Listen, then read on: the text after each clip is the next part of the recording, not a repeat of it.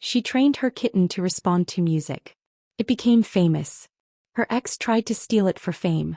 But during the live show the kitten refused to perform. Then looked straight at her.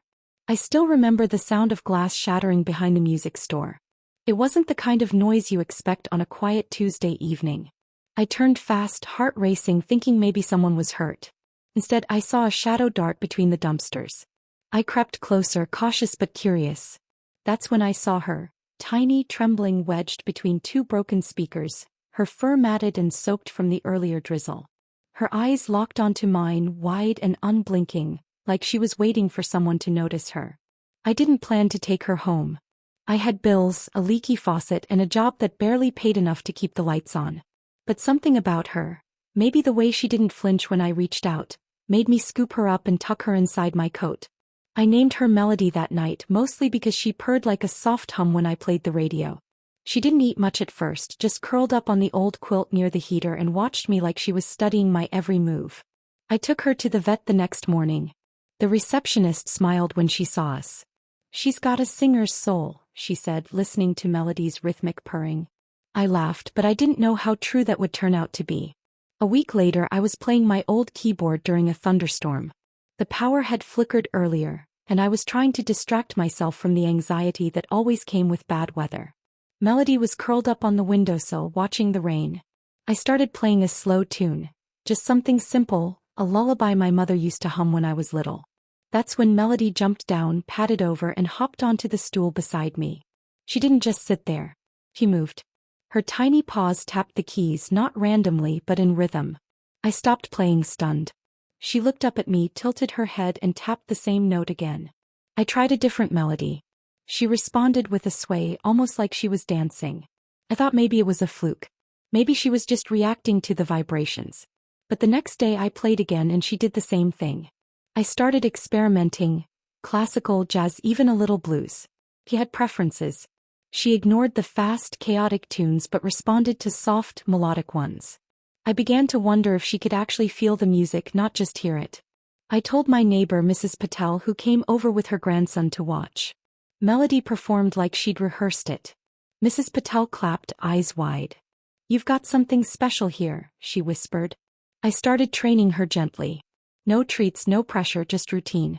Every morning I'd play the same tune. Melody would stretch, hop onto the stool, and sway. I added hand signals. She learned them faster than I expected. A raised finger meant pause. A wave meant spin. She responded with grace, like she was born to perform. It became our ritual. I'd wake up, make coffee, and play. She'd join me, and for those few minutes the world felt quiet and kind. One Saturday my niece Ava came over. She was studying media and always had her phone out, filming everything. She saw Melody's routine and gasped. "Auntie, this is gold," she said, already uploading the clip. I didn't think much of it. I didn't even watch the video.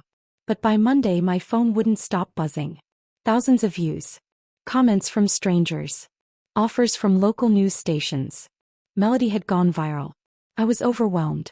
I didn't know how to handle attention. I'd spent most of my life trying to stay out of the spotlight. But Melody? She seemed unfazed. She still did her morning routine, still curled up beside me at night. I started getting emails from talent scouts, producers, even a pet food company wanting to sponsor her. Ava helped me sort through them, but I was cautious. I didn't want to turn Melody into a spectacle. She was my companion, not a commodity. Then Darren showed up. I hadn't seen him in 5 years. He left without a word, chasing some dream in Los Angeles. I found out later he'd tried to start a music label and failed. Now he was back, standing on my porch with a bouquet of lilies and that same rehearsed smile. "I saw the video," he said like it was a compliment. "She's incredible. You've got something big here." I didn't invite him in. I stood in the doorway, arms crossed. He talked fast. Contracts, agents, branding. He said he had connections, that he could take Melody to the next level. I listened, but I didn't trust him. He'd always been good at selling dreams. He once convinced me to invest in a recording studio that never got built. I lost half my savings. Still, part of me hesitated. What if he was right? What if Melody deserved more than my tiny living room and morning lullabies? I asked him to leave, said I'd think about it. That night I sat with Melody, watching her sleep. I thought about everything. My quiet life, the sudden fame, Darren's promises. I didn't sleep much. The next morning I played our tune. Melody responded, but something felt off. Her movements were slower, her eyes distracted. I wondered if she sensed my doubt. I whispered, "I won't let anyone take this from us." She looked up, blinked slowly, and curled into my lap. That was the moment I decided. No contracts. No agents. No Darren. Melody wasn't just a viral sensation. She was my family. And I wasn't going to let anyone, especially someone who walked away, turn her into a product. But Darren wasn't done. He kept calling, kept showing up. He brought people with him. Slick men in suits, women with clipboards. They talked numbers, exposure, potential. I told them all the same thing: she's not for sale. They didn't like that. One of them tried to corner me outside the diner, said I was wasting an opportunity. I told him to back off. Melody wasn't a business. She was a miracle. And miracles don't belong in contracts. I started locking my doors. I changed my number. I kept Melody close. The fame hadn't changed her, but it was changing everything around us. I didn't know what was coming next. But I knew one thing for sure: whatever it was, I'd face it with her by my side. Because the music wasn't just hers. It was ours. And no one was going to take that away. The contract was thick, pages and pages of legal jargon I barely understood. Darren sat across from me at the cafe, tapping his pen against the table like he was timing my hesitation. "They're offering prime time," he said, voice low and persuasive. "This is it, the big break. You and Melody, front and center." I stared at the papers, my coffee untouched. The producers had called twice already. They wanted Melody on their live variety show, the one with millions of viewers. I should have felt excited. Had my stomach churned. My best friend, Lorna, had been watching everything unfold from the sidelines. She'd known Darren long before I did. She leaned over my porch railing that evening, arms crossed, eyes sharp. "He's not here for you," she said. "He's here for her. Don't let him use her."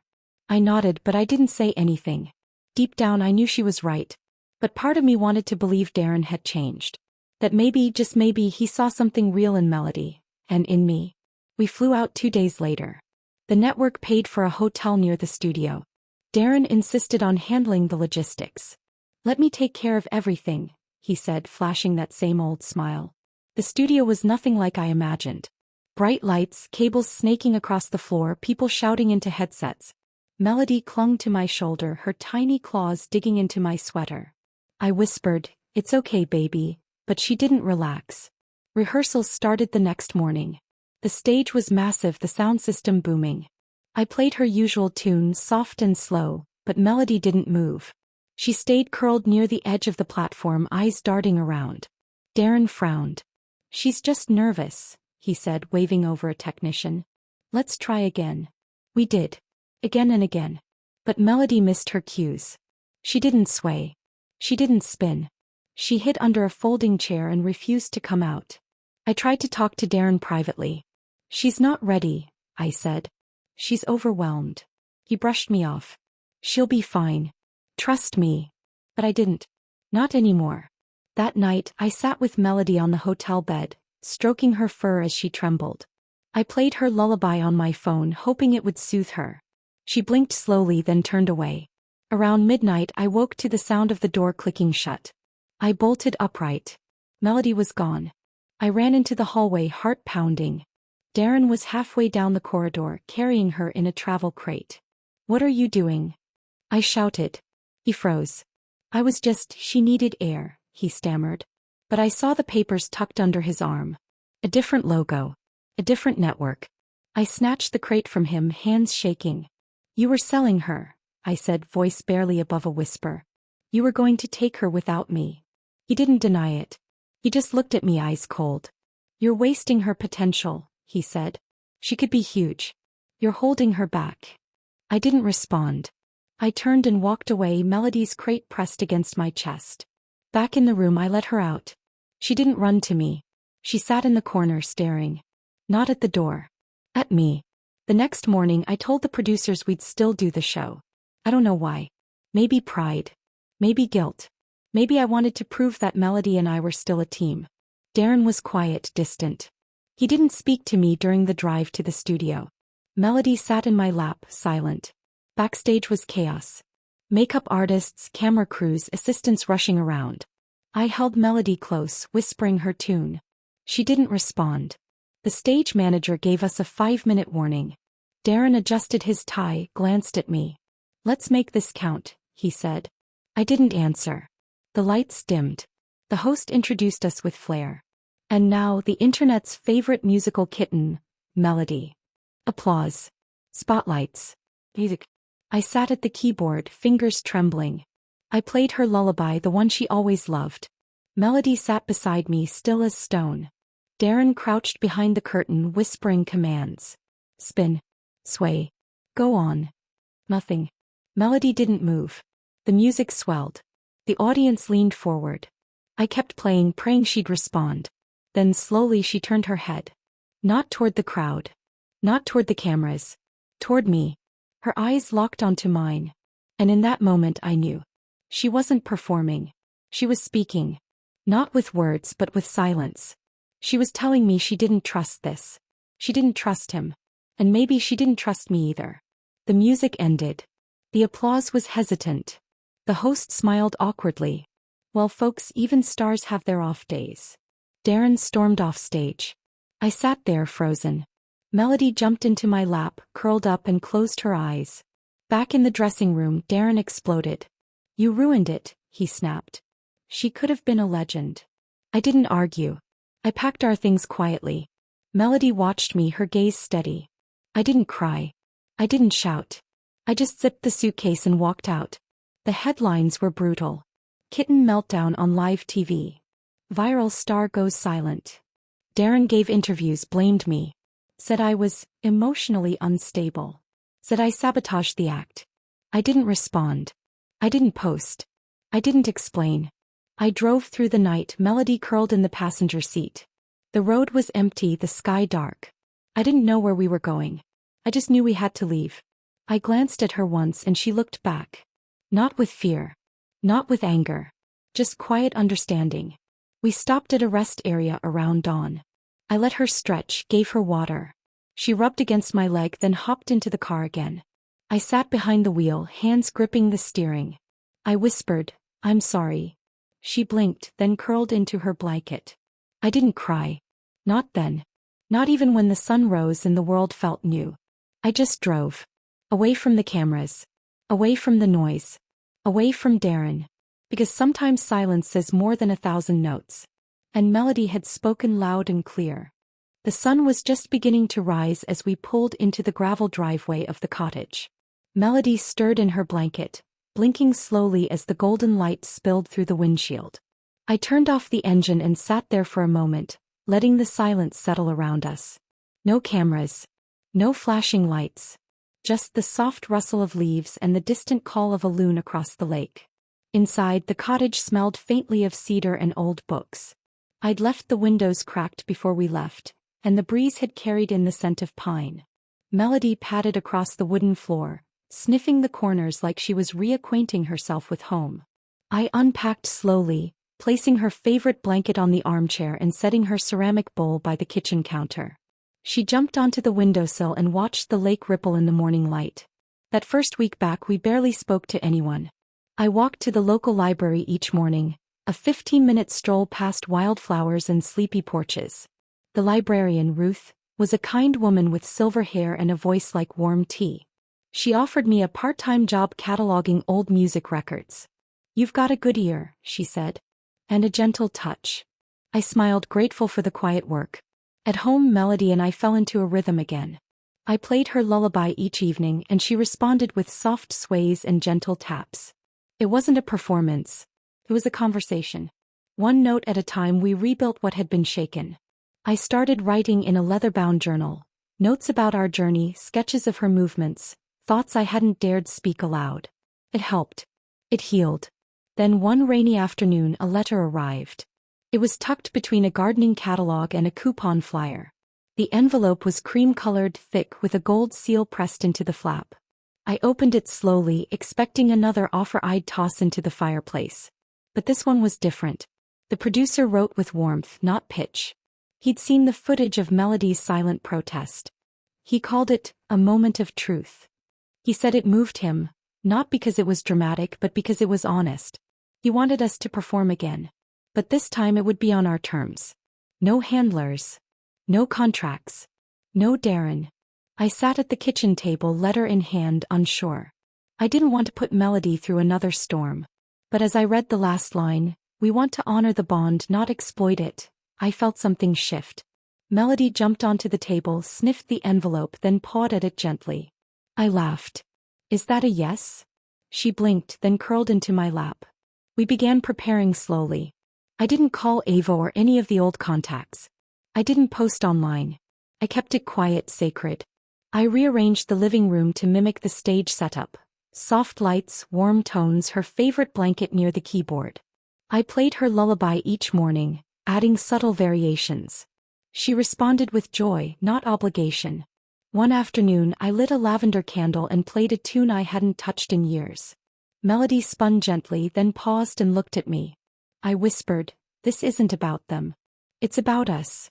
She meowed softly, then tapped the keys with her paw. The day of the performance arrived with a gentle breeze and a sky full of cotton clouds. The venue was a small theater nestled in the hills, far from the city. The producer greeted us personally, no entourage, no cameras in our faces.